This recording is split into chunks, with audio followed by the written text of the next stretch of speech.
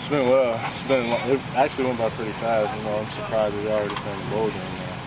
Just flew by. It seems like just yesterday we were preparing for Nevada. Where does it feel like you made the biggest strides as a player over the season? I feel like I made strides in a few different places. Pocket presence, even just getting the feel for the position. I've only been playing it for 2 years now, so I'm still actually learning a whole lot. So the offense, everything, I'm starting to get a better understanding of what defenses do, protections, pressures, and all different things. Over the last week or so, you've been doing more of UCLA's offense. I mean, you've been doing scout team most of the time. How do you feel your learning curve is with the offense right now? I feel like I got it down pretty well. Now it's a matter of doing it physically, stand on progressions, hanging in the pocket. But as far as the mental side of it, knowing the protections, where to set the protections, I feel like I got it down pretty well. How does it help you to be a scout team quarterback? You have to learn a lot of new things every week. Is that helping your process of learning UCLA's offense? Not so much in learning UCLA's offense, but physically, you're going against the ones. We got a bunch of young guys over on scout.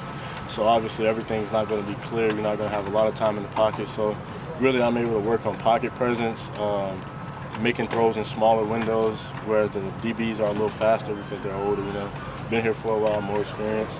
So it actually helps because it's more of a cluster on that side, whereas over here, once I get in our offense, everything runs a lot smoother. Everybody knows exactly what they're doing, the right depths, protections, and know exactly where to go.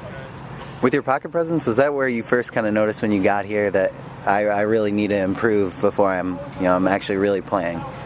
Yes, actually. Pocket presence, the pass rush is a lot faster in high school, obviously. So coming out here, you don't have as long to look around and sit here and dance around the pocket. So you kind of have to be quick, slide, make a throw. There's no sitting around, or you can't just scramble every time because the closing speed of the guys is a little faster. So you're kind of forced to make a little bit more throws from the pocket and kind of develop a great presence. Mm-hmm. With Brett still not having made his decision for next year, I mean, have you thought about the fact that there's potentially going to be an open quarterback spot next year? Not so much. I'm just preparing whenever my number is called, just be ready to play, and that's all I can do right now. What's the biggest thing you learned from him this year? I've learned a lot of things, actually. As far as in the mental room, he kind of helps me. He helped me a lot with understanding our protections and where to start our progressions and different defenses against our formation that we're running.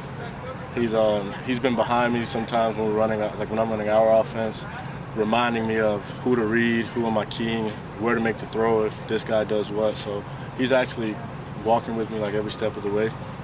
If Brett, does end up leaving, how ready do you feel to potentially be starting by August? I'm just trying to get better every day. If he does leave, I'm just trying to be ready if my number is called, and that's all I can do.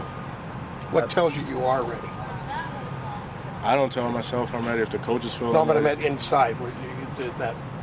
You said that when your number's called, you got to be ready to play. What tells you that you are ready to answer that? It depends on how comfortable I am with the offense and where I feel I'm better and wherever the coaches feel I've improved or if I'm able to handle certain situations. What parts of the offense do you feel most confident about? Our protection and our progression. And with you in the offense, what parts of the offense do you feel very comfortable with that you could go out tomorrow and run? I'm comfortable with our protections and our progressions. Besides your protection, no, I'm kidding. I asked Miles this yesterday, but heading into this kind of final stretch of the recruiting process, last year you kind of had an interesting one. Can you kind of explain what that whole last month before signing day is like? Oh man, coming up when you're first getting offers, you feel like you're the man. You kind of all these schools want me, but when it comes down to crunch time, that week before, and you actually have to make a decision. I know it may sound bad and kind of selfish, but it's a really stressful situation.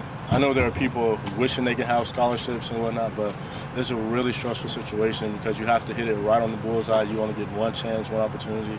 You can't go to a school, not like it, and say, I want to go here. You only get one shot, so you have to make sure it's perfect.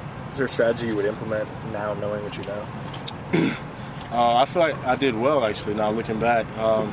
I actually took a piece of paper, wrote down everything, like education, coaching, offense, everything, and I would just check off what every school had, and then I would take my official there and whatnot if I felt comfortable with the guys.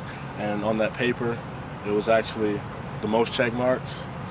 I would just take that. It was as simple as that, though. Is there a point where in that process where you kind of need to shut it down a little bit on Twitter and social media, especially when you might decommit from a school and fans have some backlash?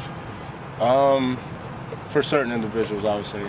I mean, some people can handle it, you know, but some guys may want to respond back when they get the urge to start saying negative things, but you don't want to do that. So I would say for some guys, you may want to step back a little bit, but if you're able to handle it and you're able to just ignore it, then I don't feel it's a necessity. But, you know, I was able to just ignore it and continue just doing what I was doing and whatnot.